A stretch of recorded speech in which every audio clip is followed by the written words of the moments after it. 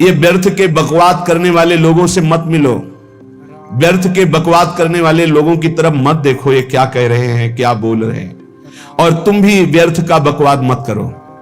अपने समय को कीमती मान करके निरंतर प्रिया प्रीतम का नाम जप करो, उनकी गुण लीला गाओ, उनकी सेवा में रहो। कभी प्रपंच की बातें, कभी प्रतिष्ठा का चिंतन, कभी नाना प्रकार के मान सम्मान का चिंतन, ये घुसने ना पावे हृदय में। बहुत सावधान रहना चाहिए साधक को।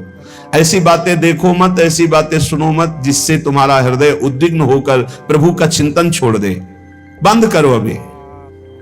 अन्य लोगों के संग का त्याग कर दो, जो भगवत विमुख वार्ता करते हैं, संत निंदा करते हैं, दूसरों की निंदा करते हैं, कुछ हाथ नहीं लगता। ये लोग दुर्गति को प्राप्त होने वाले हैं। भक्तन निंदा अति बुरी भूल करे जिन कोय, किए सुकृत बहु जन्म के छिन्न में दारे खोए। पर निंदा के किए ते नहीं आवत नहीं कछुआत, मूर्ख पर्वत पाप को ले चल अपने साथ। तो अलम कश्यापि संगत्या, ऐसा संग मत करो जिनके पास बैठने से भक्त निंदा, जन निंदा, भगवत निंदा हो। ऐसे से दूर रहो। अलम, बंद कर दो ऐसे लोगों का संग। रात दिन हम श्यामा श्याम का नाम जप करेंगे, श्यामा श्याम के लीला गुण गाएंगे, श्यामा श्याम के ही धाम का शोभा का चिंतन करेंगे। जब तुम अपना जीवन श्यामा श्याम के चरणों में न्यौछावर कर दोगे तो पूरा भार श्यामा श्याम ले लेंगे और तुम्हारे हृदय में मस्ती आ जाएगी। जो ऐसा निश्चयी होता है, दृढ़ निश्चयी, उसके अंदर दृढ़ विश्वास, तो उसके हर समय भगवान की स्फूर्ति होती रहती है। भारी प्रतिकूलता में भी भगवान का सानिध्य अनुभव होता है। वो अनुकूलता में तो भगवान के दुलार को देखता है, लेकिन प्रतिकूलता में भगवान की विशेष कृपा को देखता है। ये संयोग, ये वियोग, संसार की ये द्वंद्वमयी वृत्तियां भक्तों के हृदय में नहीं चुभती। आए की हुज्जत नहीं, गए की तलाश नहीं, क्योंकि नित्य संयोग भगवत स्मृति के प्रभाव से प्रभु का रहता है। शोक, विषाद बहुत ध्यान देने योग्य विषय है। तभी लोगों को ऐसा लगता है कि ऐसा कैसे हो सकता है। भक्त के चरित्रों को जब सुनते तो लगता है ऐसा कैसे हो सकता है, ऐसी परिस्थिति में भी ऐसा कैसे हो सकता है। क्योंकि तुम मानसिक बुद्धि से युक्त हो और वो भागवतिक स्थिति से युक्त है, इसलिए तुम उसको पार पा ही नहीं सकते। जब तुम अपना जीवन श्यामा श्याम के चरणों में समर्पित कर देते हो हृदय से, फिर उनकी कृपा से सब विघ्न दूर हो जाते, एक अपार मस्ती रहती है। नहीं तो शोक, विषाद, दुख, क्लेश, कष्ट, संताप, भय, उद्वेग, ये सदैव सताते रहते हैं। इसी से डिप्रेशन होता है। बार बार नकारात्मक चिंतन, शोक, विषाद, दुख, चिंता, क्लेश, संताप, भय, उद्वेग, यही पूरे मानसिक स्तर को नष्ट कर देते हैं। उत्साहहीन जीवन हो जाता है। जब तुम श्यामा श्याम को समर्पित हो जाते हो तो ये सब प्रवेश भी नहीं करते, एक अपार मस्ती बनी रहती है। अब क्या होगा? श्यामा श्याम जो करेंगे वही होगा। श्यामा श्याम पता नहीं कैसा करे, नहीं, वो सदैव मंगल भवन है, वो जो करते महामंगल होता है। यह निश्चय उपासक के हृदय में आ जाना चाहिए। इसलिए अपना सारा मन, सारी बुद्धि, सारा जीवन, प्रत्येक श्वास प्रभु को अर्पण कर दो, फिर देखो तुम निहाल हो जाओगे। दुख, शोक, विषाद, क्लेश, कष्ट, संताप, भय, उद्वेग, ये उसी को व्यापते हैं जिसने अपने जीवन को प्रभु के चरणों में अर्पित नहीं किया। इसलिए तुम अपना सारा मन, सारी बुद्धि, सारा जीवन, प्रत्येक श्वास केवल प्रभु को अर्पित कर दो। फिर देख लेना श्वास कैसे अर्पित की जाती, राधा राधा राधा। बुद्धि कैसे अर्पित की जाती, एकमात्र निश्चय कि भगवत सुख ही सुख है, ये जागतिक सुख सुख नहीं, ये दुख है, ये ऐसा दलदल है जिससे आज तक कोई नहीं निकल पाया। सारा मन, हम मन से केवल प्रभु का मनन करें, बार बार मन को संसार से हटा के नाम में, रूप में, लीला में, धाम में लगाएं। बहुत प्रसन्नता हो जाती है उस उपासक के हृदय में जो अपना मन बुद्धि प्रभु के चरणों में अर्पित कर देता। भगवान ने तो इसको बहुत उत्तम स्थिति बताया है कि मेरे से कभी वो अलग हो ही नहीं सकता यदि मन बुद्धि अर्पित कर दिया। मयि एव मन आधत्स्व मयि बुद्धिम निवेशय, तो निवेश्य मयि एव अत ऊर्ध्वं न संशया, बिल्कुल संशय नहीं, वो मेरे में ही निवास करेगा जिसने मन और बुद्धि अपनी मेरे में अर्पित कर दी। बहुत प्रसन्नता रहेगी उस उपासक के जीवन में जो अपने आप को मन बुद्धि सहित प्रभु के चरणों में समर्पित कर दिया है।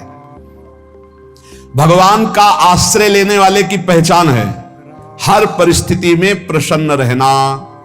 देखो आप भगवद आश्रित हो कि नहीं, देखो अनुकूल परिस्थिति में तो सब प्रसन्न रहना, लेकिन प्रतिकूल परिस्थिति में प्रसन्न रहना यह भगवान के भक्तों का लक्षण है। हर परिस्थिति में प्रसन्न रहना यह भगवान के भक्तों का लक्षण है। आनंदगन भगवान का आश्रय मिलते ही आनंद छा जाता है हृदय में। उनके पास आनंद का अभाव होता ही नहीं है। जैसे सूर्य का प्रकाश उदय होते ही सूर्य का प्रकाश संपूर्ण अंधकार को नष्ट कर देता है, ऐसे ही भगवान का संपूर्ण आश्रय लेते ही सब दुख चिंता शोक नष्ट हो जाते, आनंद ही आनंद। तुम भगवान के मंगलमय रूप को नहीं जानते हो, पर उनके मंगलमय भाव को विधान को मानना शुरू कर दो। जो भी होता मंगल में होता है।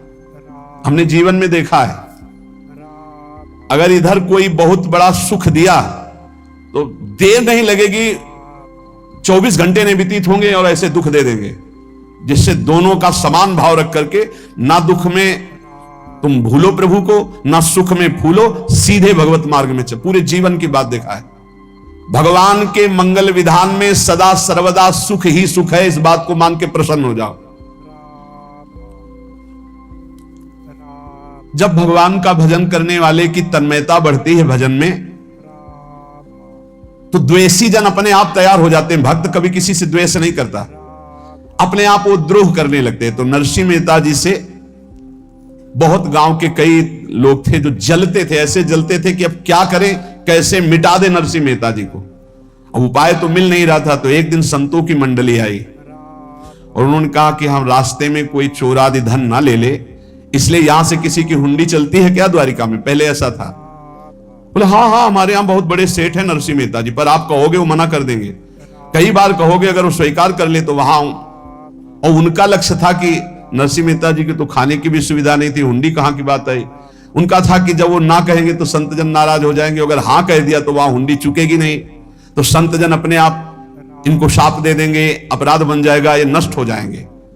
संतों को भेजा, नरसिंह मेहता जी ने सबकी दंडवत की, चरण पखाड़े। तो उनका ये इतना रुपया है, द्वारिका में साधु सेवा हम करेंगे, वहां तुम्हारी हुंडी चलती है, तो आप अरे उनका आप कहां भूल रहे हो, यहाँ खाने की भी व्यवस्था। बोले हमें सब पहले से बता दिया गया कि आप मना करोगे, बार बार मना मत करो, हमें पता है। तो उन्होंने ठाकुर जी की तरफ देखा, बोले क्या लीला है प्रभु, संतों से हम क्या कहें, ये ले रुपए। उस समय स्वर्ण की मोहरें चलती थी, बेच के बाजार से खूब उन संतों को पवाया, उन्हीं संतों की सेवा की। और उनका अपने सेठ का नाम तो बताओ जहां हमें जाके हुंडी मिलेगी। सेठ सावल सा सेठ। संत जन गए वहां, पूछा कि नरसिंह मेहता जी का जिन सेठ से परिचय, उनका नाम सावल सा सेठ, उनकी गद्दी कहां है? तो जो कुछ भक्त थे वो द्वारिकाधीश की तरफ संकेत करते कि वही हैं। बोले नहीं नहीं, वो सेठ है, उनकी गद्दी चलती थी पूरी बाजार में कहीं कोई।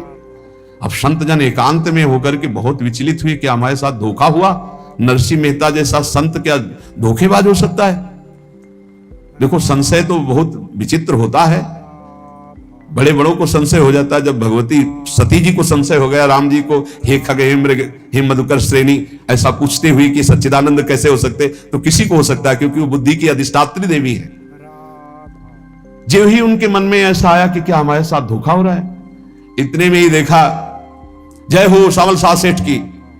होगा सावल सा सेठ, तो देखा बढ़िया मुनीम जी उनके साथ, तो सेठ बस्ता लिए हुए मुनीम जी, सरकार इधर से चलो। तो उनका सावल सा सेठ आपका नाम है? संतों ने कहा। बोले हाँ। बोले नरसिंह जी? हाँ। बोले आपकी हुंडी आ गई है। हुंडी एक कागज में लिखा कि ये हमारे सेठ जी को दे देना। वैसे लोग मुझे माखन चोर कहते, कोई कुछ कहता, लेकिन आपने सेठ बना दिया।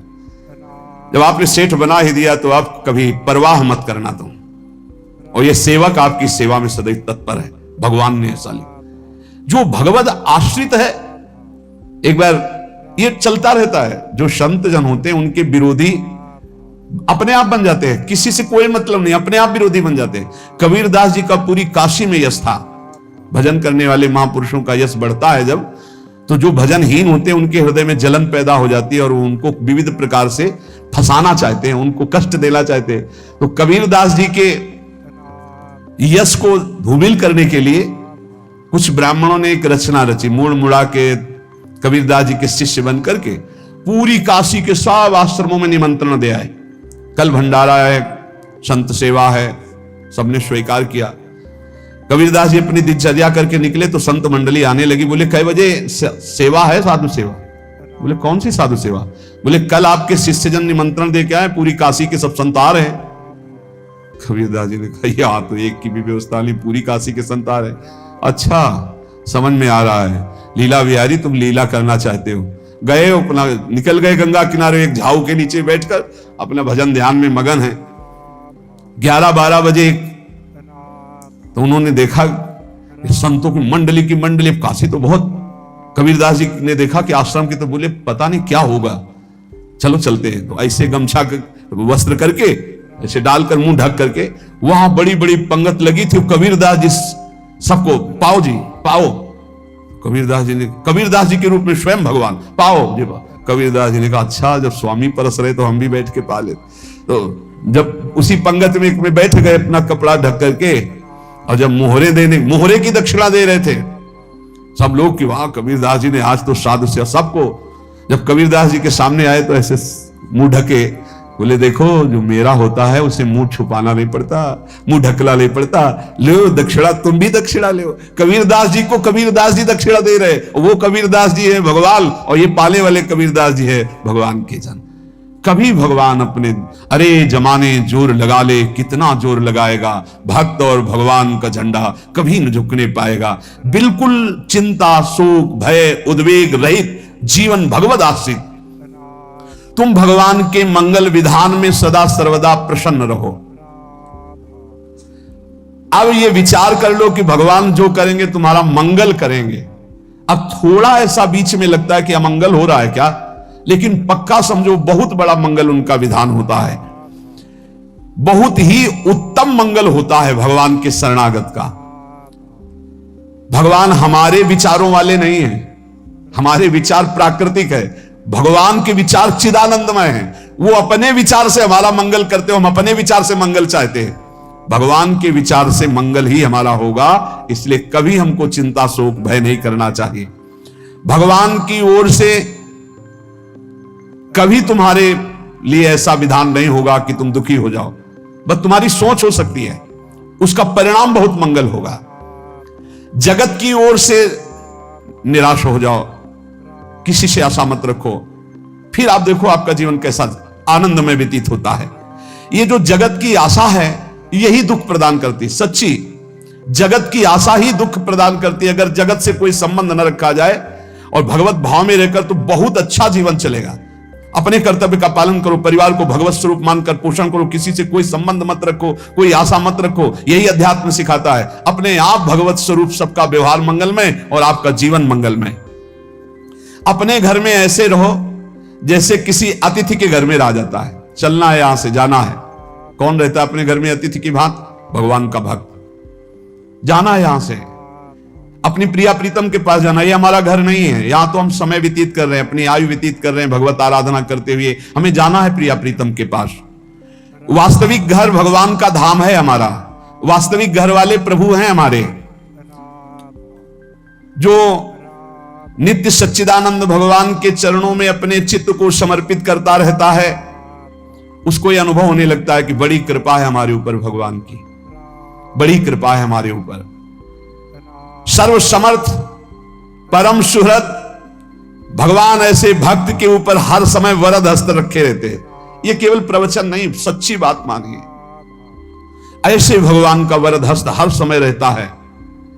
जब भगवान की छत्र छाया में भक्त अपने को देखता है तो आसपास घोर विपत्तियों का भी समुदाय हो तो भी वो आनंद में मगन रहता है। हर हालत में आनंदित रहना ये भक्त का स्वभाव है। भगवान ऐसे भक्तों को प्यार करते हैं जैसे कछुआ अपने अंडे को बाहर रख आवे और रात दिन उसका चिंतन करे। जब भक्त भगवान को समर्पित होता है तो भगवान रात दिन उसकी ऐसे चिंतन सुरक्षा करते हैं। अभय, ये दैवी संपदा का पहला गुण है। ये भगवान के शरणागत पर जागृत हो जाता है, वो भयभीत नहीं होता, किसी भी उससे भयभीत नहीं होता। यही डर ही डरप हरिवंश हित, जिनो भ्रमय गुण सलिल पर। इस डर से डरते रहना चाहिए कहीं गुण रूपी पानी में फिसल ना जाए, नहीं तो गलती हो सकती है। साधक सावधान रहे। ये अभय दैवी संपदा का सबसे बड़ा गुण है। जो भयहारी भगवान की शरण में आ जाता है तो उसके अंदर ये अभय प्रकट हो जाता है। अगर कहीं तुम्हें एकांत में भय लग रहा है, एक आदमी तो एकांतिक में आए थे, वो कह रहे थे कि हमें हर समय भय लगा रहता कि कोई हमारे पीछे है, अंधेरा तो लगता कोई खड़ा है, मैं जीना मुश्किल हो गया, ऐसा भय। देखो ये मन कैसा है, भगवान से विमुख होने पर कैसे डरवाता है। वो कह रहे हैं हर समय मुझे डर लगा रहता है, कोई सामने खड़ा है, कोई पीछे खड़ा है, ऐसा भय लगने लगता है। और जब भगवान की शरण में आ जाते हैं तो ये अभय स्थिति हृदय में जागृत हो जाती है। कोई भी भय आसपास आ ही नहीं सकता, यहां तक कि नरक का भी भय खत्म हो जाता है जो भगवान की शरण में है। महापापी भी पुण्यात्मा महान भक्तों के समान वो उत्तम गति को प्राप्त हो जाता है जो भगवान की शरण में हो जाता है। पर ये जो भोगों का आश्रय लिए हुए हैं, मनमानी आचरण कर रहे हैं, ये कभी उस अभय को जान ही नहीं सकते कोई अभय पद है क्या। इनको तो कदम कदम पर शोक, भय और दुख की प्राप्ति होगी, कोई बचा नहीं सकता। जो भोगों में लगे हैं, मनमानी आचरण कर रहे हैं। अगर निर्भय होना चाहते हो, परम सुखी होना चाहते हो तो भगवान के शरणागत हो जाओ। सारे जगत को अभय दान देने वाले भगवान है। भगवान का एक प्रण है, ममपन शरणागत भयहारी। जो मेरी शरण में आ गया उसके भय का मैं नाश कर देता हूं। साधना में अवस्था मन की मानी जाती है कि आप कितने अच्छे साधक हैं। यदि आपका मन भगवदाकार है, हर समय भगवत चिंतन चल रहा है, आपके स्वप्न भागवतीकार रहे हैं, आपके विचार भागवतिक हैं, तो आपकी अच्छी साधना हो रही। और यदि आपके स्वप्न गंदे आ रहे हैं, क्योंकि स्वप्न में मन का ही सारा खेल होता है, और आपकी चिंतन वृत्ति वासनात्मक चल रही, तो अभी साधना का प्रभाव मन पे नहीं पड़ा है। जिसका मन हर समय भगवत चिंतन करता रहता है वो जीते जी जीवन मुक्त हो जाता है, अनुभव होता है। जैसे किसी ने कहा कि हमें कैसे पता चलेगा कि हमारा काम हो गया है, तो जैसे आप भोजन पा लेते हैं तो किसी दूसरे से गारंटी थोड़ी लेनी होती कि हम छक गए हैं क्या, आप जरा बताना हम छक गए हैं क्या। नहीं, अपने हृदय में आ जाता है कि अब मैं तृप्त हो गया। ऐसे ही अपने हृदय में आ जाता है कि मेरा काम हो गया, अब मेरा जन्म नहीं होगा। ये हृदय में आ जाता है, अपने आप अनुभव में आ जाता है। जब स्वरूप बोध होता है तो किसी और से सलाह थोड़ी लेनी होती है, वो अपने आप अनुभव में आ जाता है। हां, यदि गुरुदेव का वर्ण नहीं किया है तो फिर आपको किसी न किसी गुरु से प्रमाणित करवाना पड़ेगा। और अगर गुरुदेव का वर्ण किया है तो वही मंत्र, वही नाम, वही गुरु शरणागति आपको अंदर से पुष्ट कर देगी कि आपका काम हो गया है। विषय चिंतन करता हुआ मन विषय आसक्ति को प्राप्त होता है। विषय आसक्ति को प्राप्त हुआ मन बार बार जन्म, मरण और नरक को प्राप्त होता है। बस ये विषय चिंतन हटाना ही प्रमुख कर्तव्य साधना का है। बार बार मन को विषयों से हटा करके प्रभु के नाम में लगाओ, प्रभु के रूप में लगाओ, प्रभु की लीला में लगाओ। जहां भगवान प्रकट होते हैं वहां परमानंद की बाढ़ आती है। पर यह ध्यान रखें, गुलाब का फूल कांटों में खिलता है, उसकी सुगंध लेनी, फूल लेना है तो कांटों से बचाकर। ऐसे ही जब आप भगवत चिंतन के लिए चलेंगे तो आपका चिंतन चुराने के लिए माया विविध नाटक करेगी, कांटे फैलाएगी। कोई तुम्हारी निंदा करेगा, कोई अपमान करेगा, कोई उपहास करेगा, तुम्हारी अव्यवस्था हो सकती है, तुम्हारी परिस्थिति बहुत भयावह हो सकती है। इन परिस्थितियों में भी भगवत चिंतन का तार ना टूटने पावे तो आगे गुलाब का फूल है। जैसे कांटे से बचाकर गुलाब का फूल लेते हैं और भगवत अर्पित करके सौरभ का सुख लेते हैं, ऐसे ही भगवान के प्रेमानंद का अनुभव करने के लिए संसार के कांटों से बचना होगा। और खिलेगा यही फूल संसार में ही, मनुष्य देह में, और योनियों में नहीं। भगवत प्राप्ति स्वर्ग में नहीं होगी, इसी मृत्यु लोक में होगी। पहले मन नहीं लगता भगवत चिंतन में, भगवत चिंतन जबरदस्ती करना पड़ता है। भगवत चिंतन जे ही प्रारंभ करोगे ते ही बहुत बाढ़ आ जाएगी पाप चिंतन की। ध्यान दीजिए, बहुत लोग प्रश्न करते रहते हैं कि हम जब भजन में बैठते हैं तो बहुत गंदी बातें आती है, मन बड़ा चंचल होता है, भाग जाता है। ऐसा प्रारंभ में जब कोई भगवत चिंतन प्रारंभ करता है तो उसका मन विषयों में भागता है, गंदी बातों में भागता है। अब लोग कहते पहले तो हमारा चिंतन बढ़िया होता था, अब चिंतन नहीं होता। तो कोई सिद्ध पुरुष थोड़ी हो गए, तुम्हें जबरदस्ती चिंतन करना होगा। जगत के प्राणी में जहां मन जाए तो इसमें भी भगवान, पदार्थ में मन जाए तो उसमें भी भगवान, जहां जहां मन जाए वहां वहां भगवान देखो, या मन को हटाकर नाम मंत्र में लगाओ। ऐसे भगवत स्मृति जागृत की जाती, बार बार प्रयास करना होता है।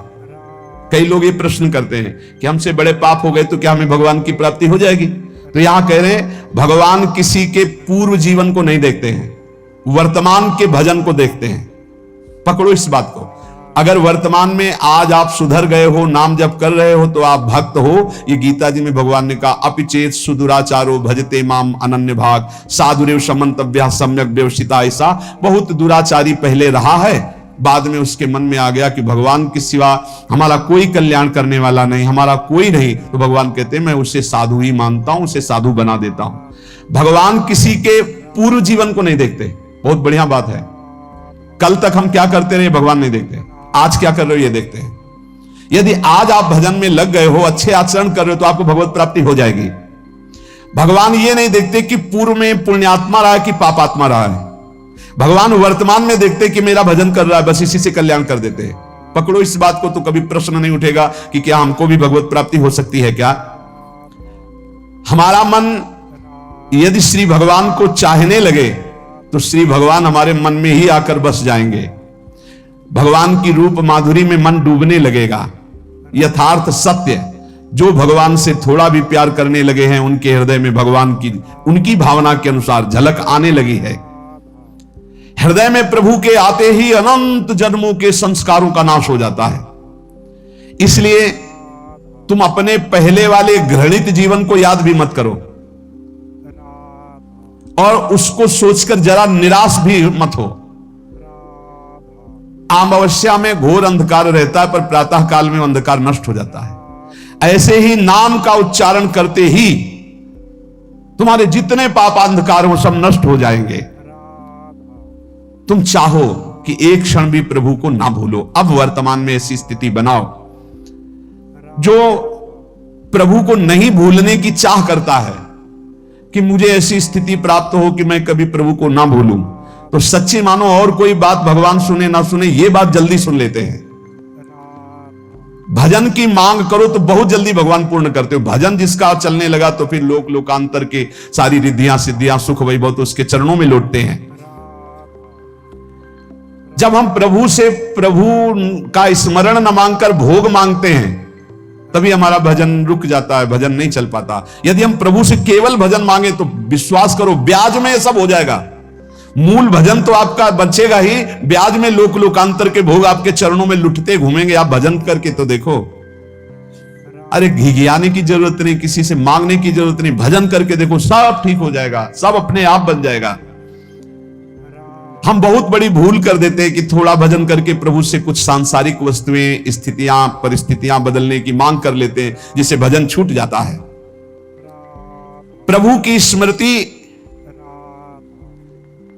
इतनी महान है कि जिन्होंने बैर भाव से प्रभु का स्मरण किया उनको भगवान की प्राप्ति हो गई। जैसे कंस आदि भगवान से बैर ही तो रखते थे, लेकिन भगवान की स्मृति रहती थी। स्मृति ने उनको भगवत प्राप्ति करा दी। स्मृति में महान सुख है, पर वो जब भक्ति रस से युक्त स्मृति होती तब माधुर्य रस, प्रेम रस का अनुभव होता। कल्याण तो वैर भाव से स्मरण करने वालों को भी प्राप्त हो गया। यदि आप भक्त हो और ये चाहते हो कि आपकी भागवती की स्थिति बहुत जोर की हो, तो हम आपसे प्रार्थना करते हैं कि रोज प्रभु से एक ही बात मांगिए, मुझे अखंड स्मृति दीजिए। अर्जुन जी को पूरी गीता जी सुनने के बाद यही मिला, नष्टो मोहा स्मृति लब्ध्वा। स्मृति, प्रभु आप हम पे ऐसी कृपा कर दो कि हमारे हृदय में किसी और व्यक्ति, वस्तु, स्थान की स्मृति न रह जाए, केवल आपकी स्मृति रह जाए। ये चाह भगवान बहुत जल्दी पूर्ण कर देते हैं यदि उपासक हृदय से ये बात मांगे। भगवान की कृपा से ही ऐसा हो सकता है कि अखंड स्मृति ये कर्म फल से नहीं मिलती है। प्रभु के प्रति निर्भर होकर जो दैन्यता पूर्वक प्रभु से मांगता है और हर समय अभ्यास करता रहता है भगवत स्मरण का, उसको ये स्मृति मिलती है। और स्मृति मिल गई तो इससे बड़ी कोई स्थिति नहीं, हर समय भगवान का स्मरण। प्रभु से मन प्रतिपल नया नया स्वाद लेकर के आसक्त होता रहता है, नवम नवम। प्रभु कभी बासी नहीं होते। जैसे किसी व्यक्ति को देखो तो देखते देखते मन हट जाएगा कि देख लिया बहुत सुंदर है, ठीक है, लेकिन वो एक दिन मन हट जाएगा। और प्रभु की सुंदरता नवम नवम है, प्रभु के नाम का स्वाद नवम नवम है, प्रभु की लीला का स्वाद नवम नवम है, प्रभु के धाम की शोभा नवम नवम है। जैसे आचार्य महाप्रभु हरिवंश चंद्र जी कहते, नयो नेह नव रंग नयो रस नवल श्याम वृषभानु किशोरी नव पीतांबर नवल चूनरी नई नई बूंदन भींजत गोरी नव वृंदावन हरित मनोहर नव चातक बोलत मोर मोरी नव मुरली जो मल्हार नई गति, सब कुछ नया।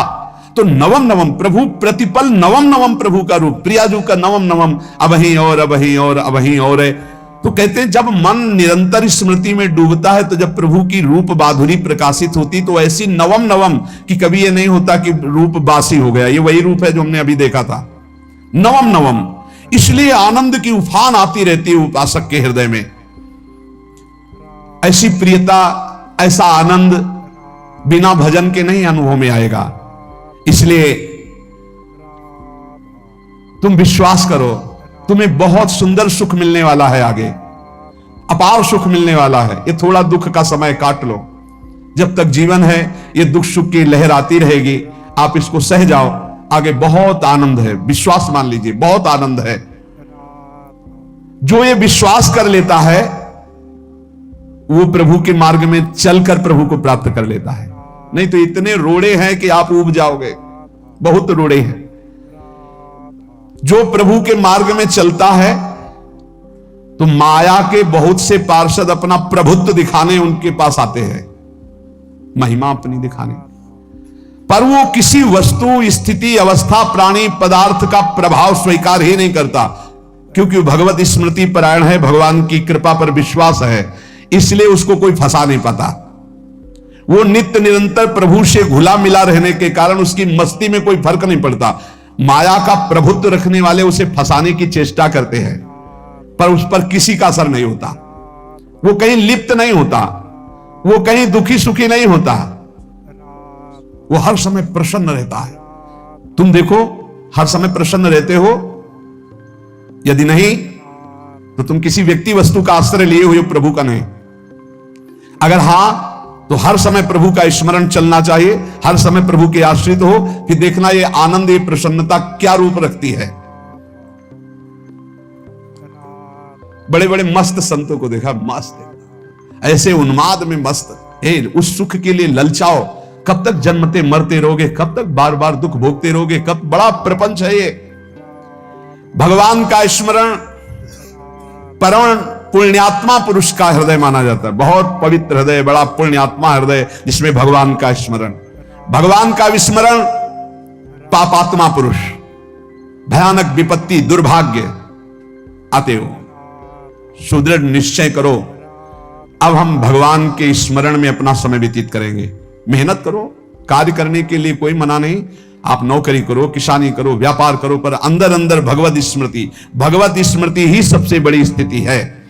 अब चाहे हम जीवित रहें, चाहे हमारे मरण जैसी विपत्ति आ जाए, चाहे सब हमसे हट जाए, चाहे सब हमको नमन करें, अब हम दृढ़ निश्चय करके केवल भगवान के स्मरण करते हुए इस संसार के बीच समय व्यतीत करेंगे। अब हम चूकने वाले नहीं, ये नियम लीजिए। चाहे जीवन रहे या ना रहे, चाहे मरण जैसा कष्ट आ जाए, चाहे सब वियोग हो जाए, सब चले जाए, चाहे सब संयोग हो जाए, सब नमन करें, अब हम प्रभु का स्मरण नहीं छोड़ेंगे।